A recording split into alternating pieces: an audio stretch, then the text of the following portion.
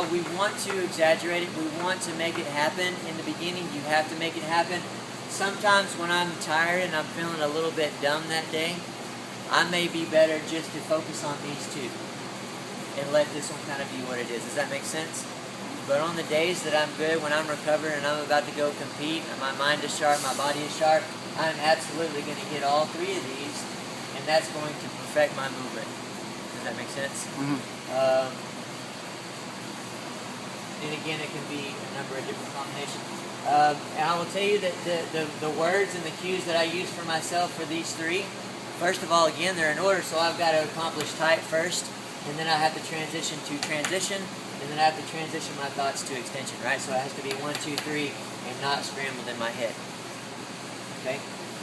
But I will tell you that I have a million different combinations that I can use. And you have to develop the ability to do that. Because when you're first warming up, so when I'm first warming up, for example, those three things may be different than they are by the time I get to my max lift. So I may be warming up and then I feel something was a little off or a little different than I like, so I'll change that cue.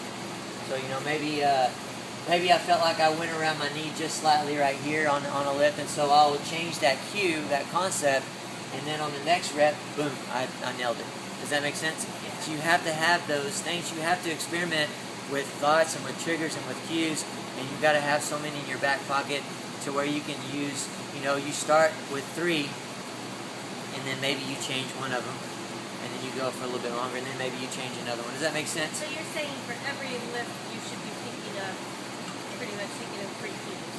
Ideally, yeah. And sometimes it's hard to do. Like I said, some days you're tired and you're like, man, I can't accomplish 3 today, the most of the ones that you have to do in the end, especially when you're going heavy, they have to be those. And yeah, we want to perfect that one. But at that point, when you're feeling dumb that day, you're just going to hope that you put enough Romanian deadlifts in to where your body is aware enough of that position that you're going to at least hold on to it as much as you can. All right, does that make sense? So that's